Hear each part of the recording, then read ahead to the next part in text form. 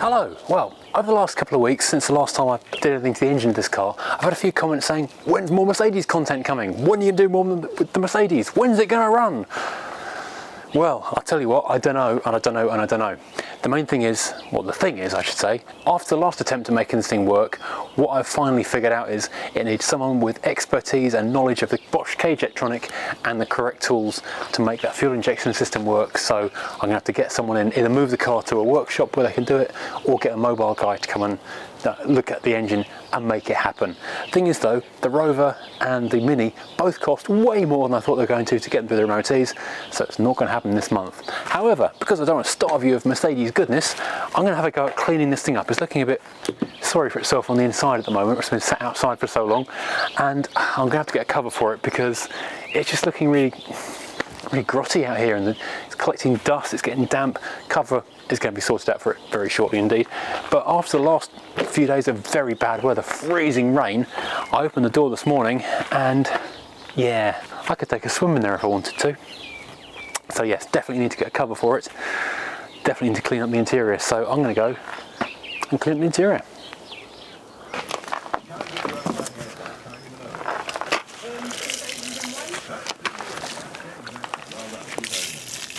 You know what, I had put a bucket of cat litter in here, but this explains why it wasn't doing much to keep the windows dry. Well, it was still a bit better than it had been before. Now this carpet here, I just lifted, oh, where's my glove gone?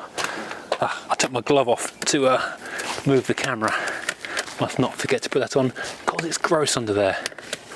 Ugh. Anyone need an inspection?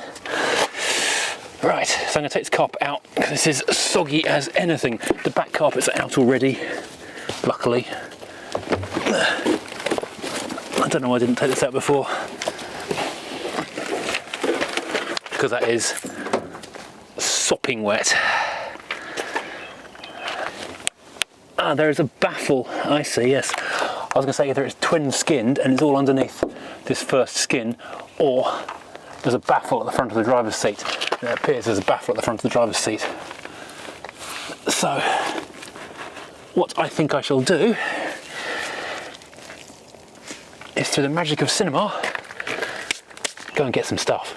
This scruffy and battered old thing that's holding a dehumidifier is your presenter. Haha, sorry, dad joke. This is a dehumidifier, which is going to suck the juice out of this car one way or another. This is very ancient, and you can tell how old it is because it's gone yellow, but last time it was used it still worked and didn't catch fire, so fingers crossed it'll do the same in here, or not do the same in here I should say. It is extremely heavy and I don't really want it to mark the seats, so I'm going to find something to put it on first of all so it doesn't, you know, put all the pointy marks into the fabric. Right, so I don't know if you can hear this on the microphone or not, but it sounds like an industrial refrigerator churning away. These don't work very well when it's very cold, and when I moved the car earlier it reckoned it was 2.5 degrees. So the next thing up is a bit of heat to try and steam and dry the car at the same time. I don't want to know what my power bill is going to be next month.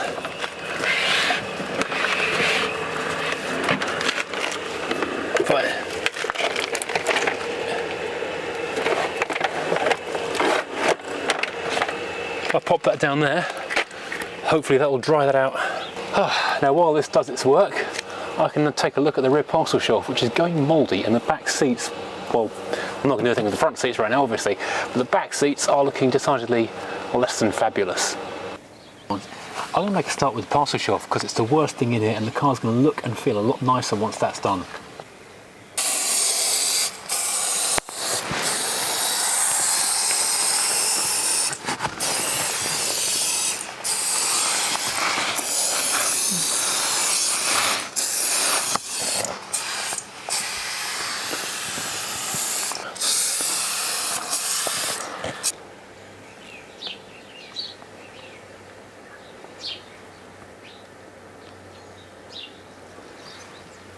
I won't do this half of the chair because I need to go and sit in it so I can get into the parcel shelf, but I will do this half.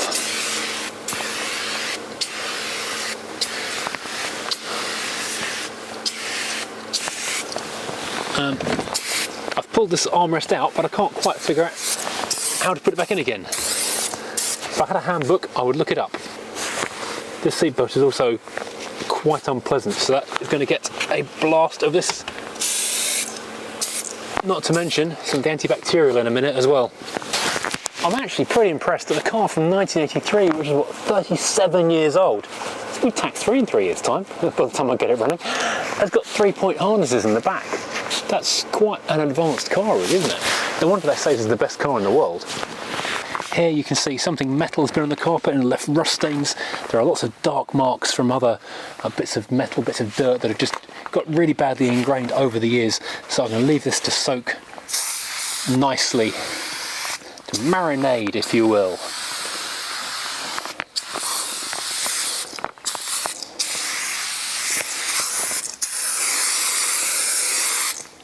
Now, while the parcel shelf and the back seats are marinating, I can make a start on some of the vinyl parts of the car, such as this slightly grubby door card and this kick plate.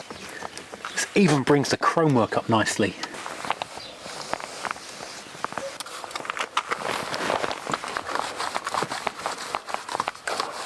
Now I have a bucket of clean water, a nice clean sponge, and I'll just start mopping away.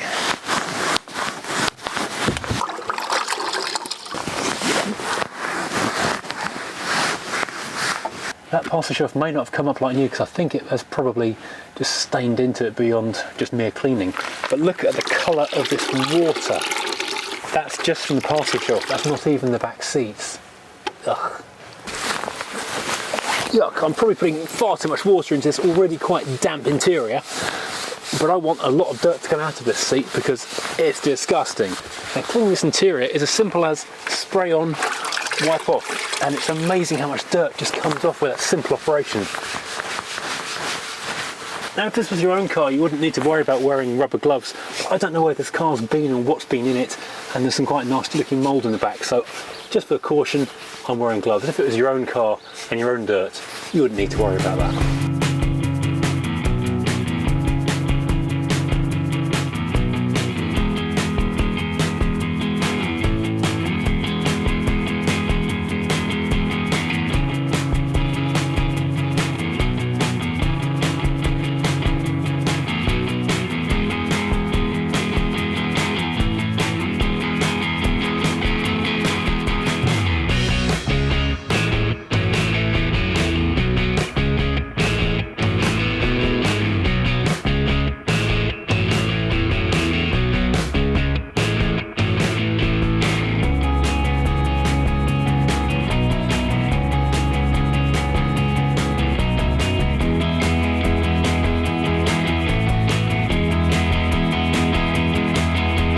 These front seats are a different situation to the back ones because they're not sort of stained with bits of rust and dirt where things have been left on them.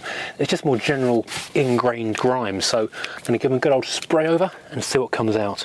It's interesting how certain parts look way more disgusting than others. For example, the driver's armrest is generally okay, apart from inside there, whereas the passenger armrest is utterly disgusting.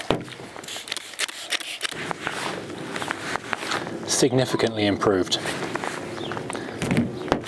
While I'm here, I'll give the dashboard a clean up as well.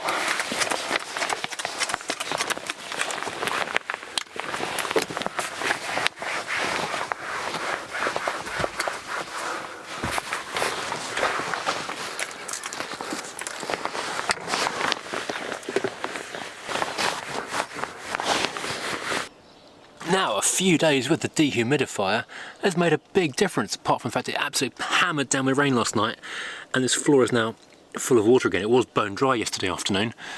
The cover is on the way though. However, you may be more observant and notice that this dehumidifier is facing the other way. Because I noticed how impressively dry the car was after a really short time. It's like a day or so later, the seats were dry, the floor was dry, the carpet was drying out. But every time I pulled the tray out the dehumidifier, there wasn't really very much water in it. And then I leaned in and noticed this passenger seat looked kind of darker than the driver's seat. And that's when I realised that the dehumidifier, which is kind of old, a little bit shonky, I mean, calling it a fire risk is probably a compliment to it, wasn't dumping its dehumidified water into its catch tank, but kind of vaguely towards the exit pipe. So if you're doing like a long-term thing, you can run a hose pipe out the door. it's kind of going in that general direction, but not all the way. And from there, it was going into the passenger seat. So I've got a lovely dry car apart from the passenger seat. So I'll be running the heater a bit longer and the dehumidifier a bit longer. Now with a little tray, just trying to catch that dribble of water. Lovely. Oh well, it's getting there though. But this is the good thing. We're going to the back of the car, where I did douse it with lots and lots of that Diamond Bright cleaner. This looks absolutely lovely compared to how it was before. There are some still stains visible, which I'm going to come back to later on today and see if I can do any improvement on. But this is a world apart. This really does look and smell quite nice. And this parcel shelf, you can still see the mottling from where the mould was growing on it. And I don't think it's ever going to come out, but it looks a lot more hygienic.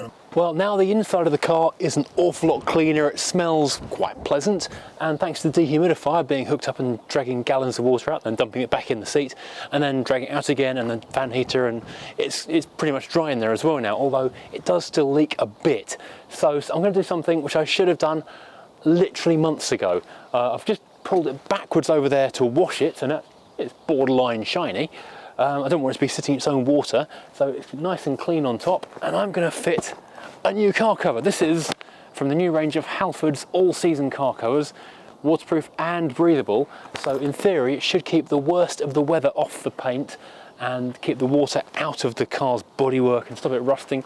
And come summertime, it will protect it from UV as well, so keep the interior safe from the sunlight damage as well. Because the old W123 is actually enormous, I've had to go for the XL size cover on this thing. Maybe it's just the familiarity, maybe it's the comfortable old-fashioned square shape of it. It doesn't look that big when you see it in the distance. But when you pull it out of a parking space and see it alongside something else, you think, that's a very big car. Why I didn't do this before, I don't know. I can only think, really, it's just because I was up and down into the bonnet a lot and underneath the car and jacking it and things. I didn't want the hassle of having a cover on. But honestly, having seen how kind of bad the paint has got being sat unprotected out here in the elements, I really regret not having done it already. I was about to stick it on right now before the next squall of rain, which you might be able to see on the downs over there coming this way, hit. So I've just washed it and dried it, but it's actually drizzling already, so I might have to leave this a little bit longer than I'd intended. But yeah, cut to the montage of fitting a big cover on, which may take place not immediately in real life. Well, the instructions say make sure the car is clean and free of, gravel, dirt, debris, that kind of stuff. So you're not going to get any kind of abrasives on the inside of your nice new clean cover. Well, that's fine because this is now clean and washed. Just washed it a second ago. Isn't it shiny? That can live in there for the moment. It also says make sure the car is dry. I did chamois it quite thoroughly. Actually, didn't chamois it, I microfibered it, because who chamois anything these days? That can also live in there for the time being. And finally, it says use T-People, but I'm on my own, so here goes. I'm hoping this isn't ended, if that makes sense, because sometimes, like for example, the one for the coupe, the Rover, which is just out of shot just there, it's taller at the back than it is at the front, so that the bonnet is nice and snug and it's got room for the boot and the spoiler. I'm hoping this isn't ended, because that will mean it's much easier to actually fit on my own. Well, this is nice. This feels like a space suit. It's kind of a plasticized neoprene stuff. Very nice. Now I'm trying hard to keep this off the ground, because I don't want any dirt or gravel to get into it, which will then scratch the paint at a later date. Okay, so here are the clips. Now this is good. This is the way around I wanted it, because, oh man, that wind's getting up. Oh, this will have been a mistake to do on my own. I want the long end against the garage wall, and I want the clip end in the middle.